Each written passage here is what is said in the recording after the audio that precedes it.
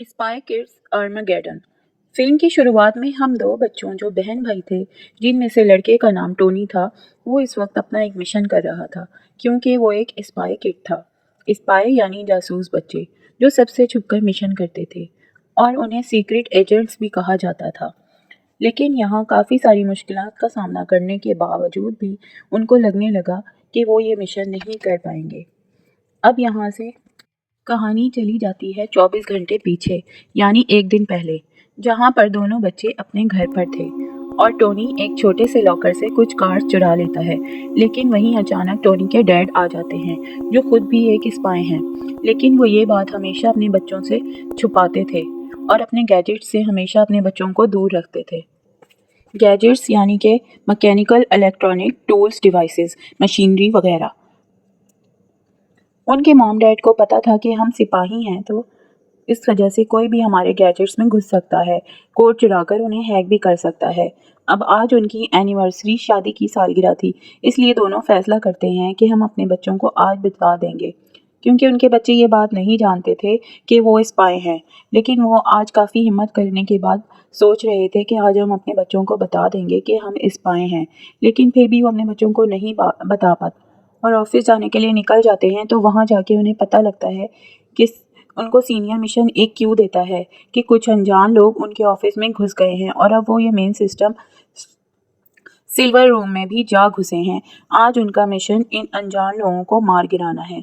अब यहाँ टोनी के डैड के पास एक घड़ी थी जिसमें एक ऐसा एक्सेस कंट्रोल था कि उसकी मदद से किसी भी टेक्नोलॉजी में वो घुस सकते थे, फिर चाहे दुनिया की कोई भी जगह हो और वहाँ कैसा भी कोड हो। ये उसे क्रैक करके तोड़ भी सकते थे और डीकोड करके ख़त्म भी कर सकते थे। टोनी के डैड के पास जिस तरीके का खास खुफिया कोड था, उसका नाम आर्मागेडन था। फिर ये लोग स्पाई वाले रूप में वहां जाते हैं और अपनी महारतों से शानदार लड़ाई करके उन्होंने 4 लोगों को तो मार गिराया। तभी उन्हें याद आया कि ये 5 लोग थे, तो वो 5वां कहाँ गया। उनका ये सोचना ही था कि ऊपर से छत तोड़कर एक रोबोट वहां आकर गिरता है। ये रोबोट असल में टोनी के डैड की वो घड़ी चुराने आया था जिसमें आर्मागेडन कोड था, जिसे चलाकर वो यहाँ से भाग सकता था। स्कूल में टोनी ज़बरदस्त मैच खेलकर जीत जाता है, जहाँ उसे हर गेम की पहली स्टेज का कंट्रोल मिल गया था।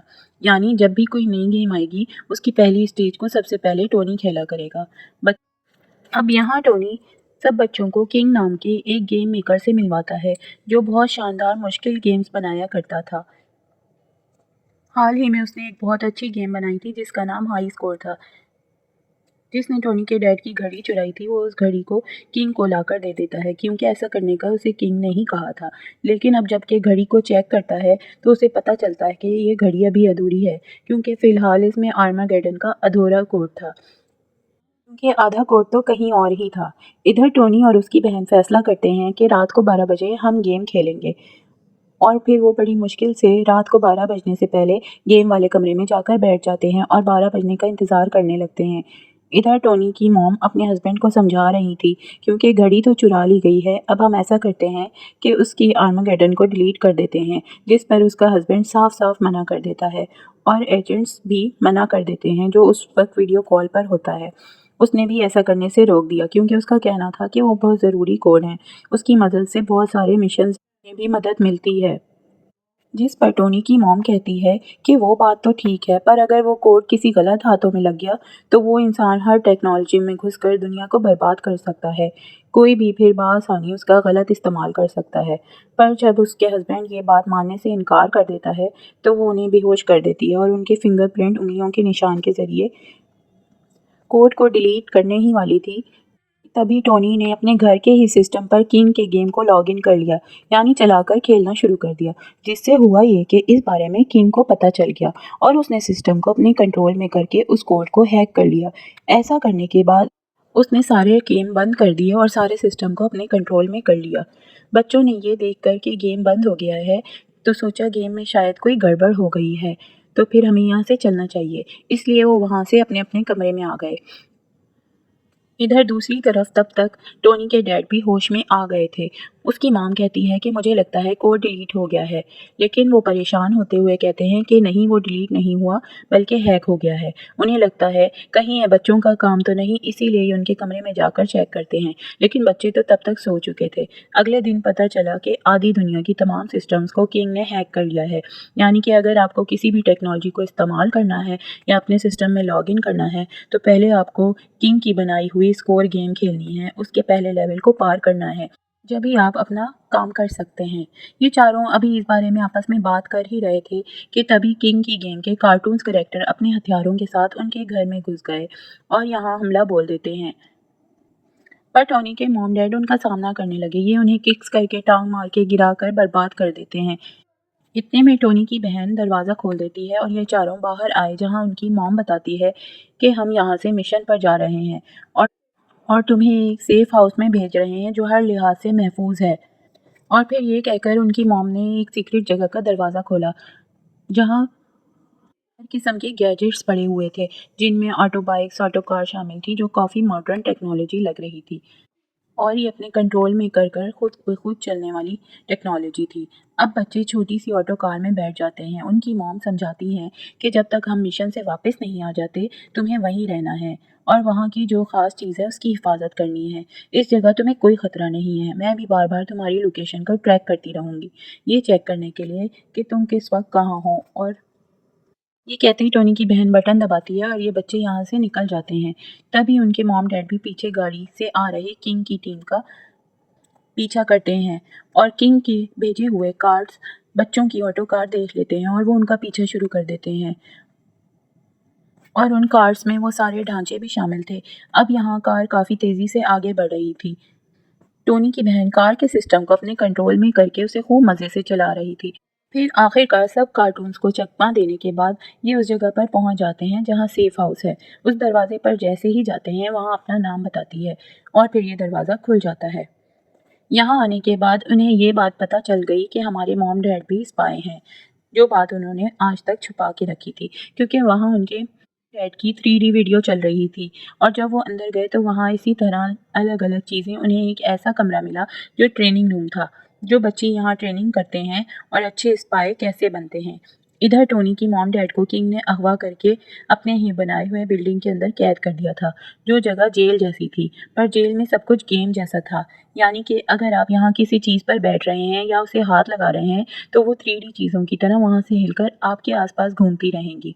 अब तभी उनके सामने किंग आया, जो उन्हें अपने बारे में बताता है। कहता है कि तुम्हारी घड़ी मेरे पास तो आ गई, मगर उसके अंदर आर्मागेडन कोड आधा अधूरा है और अब तुम मुझे आधा कोड बताओगे, जिसके बाद मैं तुम्हें यहाँ से जाने दूंगा। कल वो दोनों इसके लिए साफ साफ मना कर देते हैं, जिस पर अब यहाँ किंग उन्हें लड़ने के लिए चैलेंज करता है। कहता है कि अगर तुम इस लड़ाई में जीत गए तो मैं तुम्हें यहाँ से जाने दूंगा, लेकिन अगर हार गए तो आधा कोड बताना होगा। इसके साथ ही उनके बीच तलवारबाजी की लड़ाई शुरू हो गई, क्योंकि ये सारी जगह 3D थी और ये बहुत हिल रही थी, तो उन दोनों का इस जगह पर टिकना काफ़ी मुश्किल हो रहा था। इसलिए ये दोनों किंग से इस लड़ाई को हार जाते हैं। किंग की नज़र अचानक ही टोनी की मम्मी के गले में पड़ जाती है, जहाँ उसने एक नेकलेस पहना होता है। उसे देखकर किंग को पता चल गया कि उनके बच्चे कहाँ हैं, और जहाँ उनके बच्चे हैं आधा कोड भी वहीं होगा। उधर बच्चे गैजेट्स को देखकर काफ़ी खुश हो रहे थे। साथ ही उन्हें यहाँ स्पाइस के सूट भी मिल जाते हैं, जो उन्होंने पहन भी लिए थे, और अब वो और गैजेट्स की तलाश में थे। फिर उन्हें एक ऐसी किताब मिल जाती है जिसमें स्पाइस के सूल लिखे थे, जिनमें से एक था कि एक अच्छा स्पाई हमेशा झूठ बोलता है। पर ये बातें टोनी की बहन को पसंद नहीं आती। वो कहती है कि नहीं, झूठ बोलना गलत बात है, अच्छा स्पाई कभी भी झूठ नहीं बोल सकता। अब तभी यहाँ कुछ लोग आ जाते हैं, जो असल में एजेंट्स का ग्रुप था। वो लोग यहाँ अपने बारे में हालांकि बताते भी हैं, लेकिन क्योंकि बच्चे काफ़ी डरे हुए थे, इसलिए वो दरवाज़ा नहीं खोलते, जिस पर एजेंट्स दरवाज़ा तोड़कर ही अंदर घुस आते हैं। यहाँ तक कि बच्चे गैजेट्स की मदद से एजेंट्स को मारते भी हैं। पर थोड़ी देर में बच्चों को पता चल गया कि ये सच में एजेंट्स ही हैं, जो इन दोनों बच्चों को ही अपने साथ अपने बेस पर ले जाने के लिए आए थे। तो अब बच्चे उनके साथ ही बेस पर चले जाते हैं, जहाँ पर ये बाहर खड़े ख़ास किस्म के गैजेट को देखते हैं, जो पानी में शिप की तरह चल भी सकता था और प्लेन की तरह हवा में उड़ भी सकता था। अब दोनों बच्चे एजेंट्स के हेड से मिले, जो उन्हें बताता है, अभी मैंने आप लोगों को यहाँ इसलिए बुलाया क्योंकि हम अपने सिस्टम में लॉगिन नहीं कर पा रहे।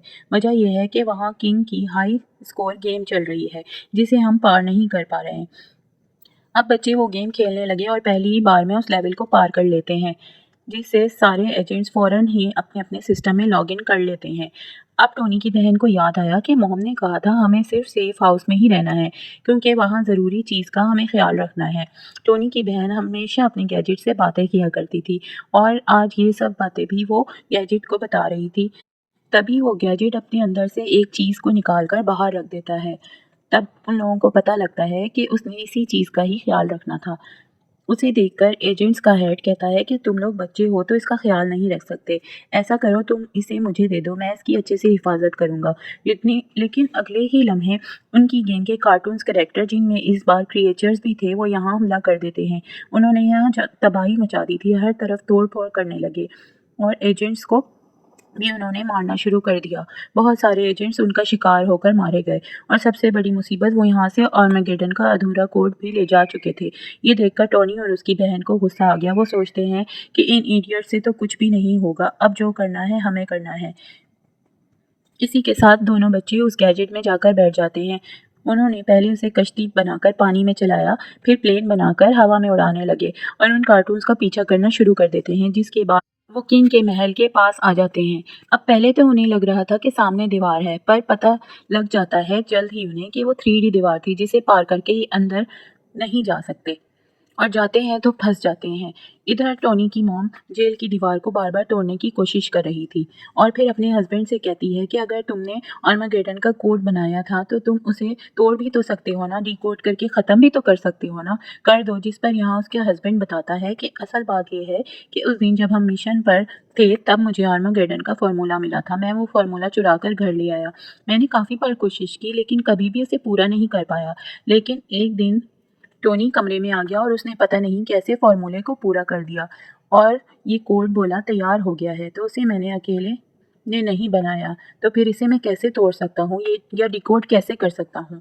अब तभी पता चला कि टोनी के डैड ने यह सब बातें जिसके सामने की थी वो उसकी वाइफ नहीं बल्कि किंग था, जो उसकी वाइफ के रूप में इसके सामने सारी बातें उगलवाने के लिए आया था। और फिर वो गायब हो जाता है और फिर असली वाली टोनी की मॉम को यहाँ लाता है और उससे कहता है कि इसका मतलब है अब मुझे तुमसे कोई मतलब नहीं रहा बल्कि तुम्हारे बच्चों से है। अब बच्चे भी उस महल में आकर यहाँ वहाँ घूम रहे थे। गेम के कार्टून्स और क्रिएचर्स भी थे जिन्हें देखकर ये दोनों पिलर के पीछे छुप गए। फिर टोनी अपनी बहन को लेकर पिलर से कूद गया, लेकिन नीचे गिरने से पहले ही गैजेट की मदद से वहाँ अटक गई, जिसके बाद ये ऊपर आ गए और सही सलामत अपने मॉम डैड के पास आ जाते हैं। वो अपने बच्चों को स्पाइस वाले रूप में देखकर काफ़ी खुश हो जाते हैं और इस बात से भी कि आखिर हमारे बच्चों को भी पता चल ही गया कि हम भी स्पाई हैं। हमारे बच्चे किसी हीरो से कम नहीं, जो इतनी सारी मुश्किलात का सामना करके आखिरकार महल में घुस गए हैं। और अगर अब इन लोगों को आर्मागेडन के कोड को कोई दुनिया में फैलने से रोक सकता है तो उन्हें सबसे पहले किंग को रोकना पड़ेगा। यहाँ टोनी के मॉम डैड हैं कि अब हमें अपने सबसे पहले मिशन की तरह काम करना पड़ेगा, जो हमारा कामयाब तरीन मिशन था। उनकी बहन पूछती है कि आखिर उस मिशन में ऐसा क्या था, जिस पर वो दोनों बताते हैं कि सालों पहले हमने एक ऐसे इंसान को रोका था जो कि किंग की तरह पूरी दुनिया को तबाह करने वाला था। हम उसके बेस पर गए, वहाँ तबाही मचाकर उसकी पूरी टीम को मार डाला। ऐसा करने के बाद हमने उसके सिस्टम को हैक किया और फिर आखिर में उनका सारा सिस्टम तबाह कर दिया। फिर उसके बाद ये लोग दो दो की टीम बनाकर वहाँ से निकल जाते हैं और किंग को रोकने की कोशिश करते हैं। और फिर ये दोनों बहन भाई इस जगह पर आ गए हैं जहाँ मेन सिल्वर सिस्टम रखा हुआ था और टोनी कहता है कि अगर हमने इस सिस्टम को बदल दिया तो हम आर्मागेडन के आधे कोड को भी तोड़ देंगे, जिससे वो वायरस जिसे किंग पूरी दुनिया में फैलाना चाहता है वो फैलने से रुक जाएगा। और ऐसा करने के लिए जाहिर है हमें इसमें लॉगिन करना है, लेकिन जिसके लिए हमें किंग के गेम को खेलना पड़ेगा। अब हालांकि उसकी बहन तो उसको ऐसा करने से रोक रही थी, मना भी कर रही थी, लेकिन आखिर वो इस गेम में आर्मागेडन का बचा हुआ आधा कोड डालकर गेम में लॉगिन कर लेता है।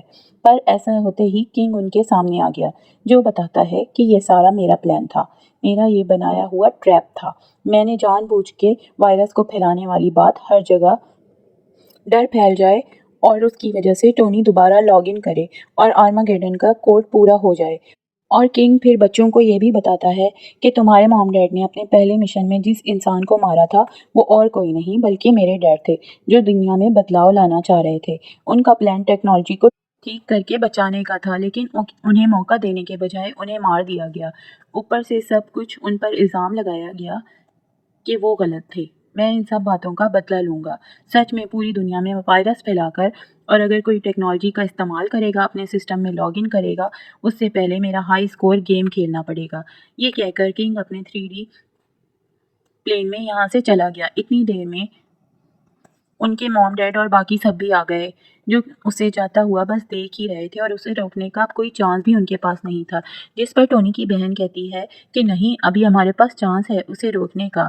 अभी वो यहाँ से इस दुनिया से दूर गया है, जबकि गेम में वो अभी भी मौजूद है। हम ऐसा करते हैं कि गेम में चलते हैं और वहाँ उसे रोकते हैं। अगर इससे पहले हमने गेम को जीत लिया तो वो कुछ भी नहीं कर पाएगा। जिसके बाद टोनी की बहन की बात मानते हुए ये उसके अंदर घुस जाते हैं। उन्होंने रोबोट की मदद ली और अपने अपने करेक्टर्स भी चुन लिए थे। सबसे पहले उन्हें पहला लेवल पार करना था और ये हार्ड लेवल था, जिस वजह से उन्हें काफ़ी सारी मुश्किलात का सामना करना पड़ रहा था। पर पूरी फैमिली एक दूसरे का साथ देते हुए लड़ते हैं और आखिर ये इस लेवल को पार करके आगे बढ़ जाते हैं। टोनी और उसकी बहन ने काफ़ी अच्छा खेला था, इसलिए उसका सूट बदलकर अब एक शानदार सूट में बदल जाता है, जिसमें गोल्डन प्लेट्स लगी हुई हैं। अब ये भी आगे बढ़े तो टोनी चला जाता है किंग किंग से लड़ने के लिए, जबकि बाकी सब किंग के मॉन्स्टर रोबोट से लड़ते हैं। और यहाँ उन सब के पीछे ज़बरदस्त लड़ाई छिड़ जाती है और ये लोग मास्टर रोबोट पर भारी पड़ने लगे। एक वक्त ऐसा आया जब टोनी की उसे मार ही देते हैं, लेकिन उनकी बेटी ने ये करने से मना कर दिया कि प्लीज़ ऐसा मत कीजिए, जिस वजह से मॉन्स्टर रोबोट नीचे गिरने लगता है और अपने बेटे के कहने पर उसके मॉम डैड ने रोबोट को बचाया और उसे कैच करके ऊपर ले गए। अब ये देखकर मॉन्स्टर रोबोट समझ गया कि ये बच्चे काफ़ी अच्छे हैं और वो हटकर उनके आगे झुक गया, यानी कि वो अब किसी को भी नुकसान नहीं पहुंचाएगा। टोनी लड़ाई में किंग से बुरी तरह हार रहा था, जो देखकर उसके डैड उसकी मदद करने के लिए किंग पर हमला करने की कोशिश करते हैं, पर टोनी अपने डैड को आने से रोकता है और इतने में किंग एक बड़ा सा हथौड़ा उन पर हमला करने के लिए फेंकता है। इसे टोनी खुद पर ले लेता है और उससे नीचे गिरने लगता है और उसकी सारी ताकतें ख़त्म हो गई। वो तकरीबन मर ही गया था, पर तभी सबको याद आया कि टोनी ये कहकर लड़ने गया था कि मैं ईमानदारी से बगैर बेईमानी के अकेला होऊंगा और कोई गड़बड़ नहीं करूंगा। और उसके लिए ईमानदारी की वजह से वो दोबारा ठीक हो गया, क्योंकि गेम का असली असूल यही था कि ईमानदारी से अब एक नया चांस, जिसका इस्तेमाल करके वो आखिर यहाँ किंग को हरा देता है। अब इससे किंग को भी एहसास हुआ कि मुझे ऐसी गलती नहीं करनी चाहिए थी और हर जगह गलत चीज़ें ही नहीं फैलानी चाहिए, क्योंकि बुराई ज़्यादा देर तक नहीं रहती। इसलिए वो इस वायरस को, जो पूरी तरह दुनिया में फैलने वाला था, रोक देता है, जिसके बाद ये सारे के सारे गेम्स की दुनिया से निकलकर असली दुनिया में वापस आ जाते हैं और फिर बाहर आकर एजेंट्स किंग को गिरफ्तार करने की कोशिश करते हैं। पर ये देखकर टोनी और उसकी बहन एजेंट्स को ऐसा करने से रोक देते हैं और कहने लगे कि हमने इसे पकड़ा है और अब हम ही ये फैसला करेंगे कि इसका क्या करना है। टोनी की बहन कहती है क्योंकि अब इसे एहसास हो चुका है कि ये गलत कर रहा था और हो सकता है ये सुधर जाए, बल्कि बाकी लोगों को भी सुधारने की कोशिश करे। इसके साथ ही यहाँ ये फैसला हुआ कि उसको वापस उसके गेम के अंदर ही भेज दिया जाएगा और अब से टोनी और उसकी बहन भी एजेंट्स की टीम का हिस्सा हैं और अब आखिर में इस स्पाइस के लिए चुन लिए गए हैं। और इसी के साथ इस फिल्म की कहानी भी यहीं पर ख़त्म होती है।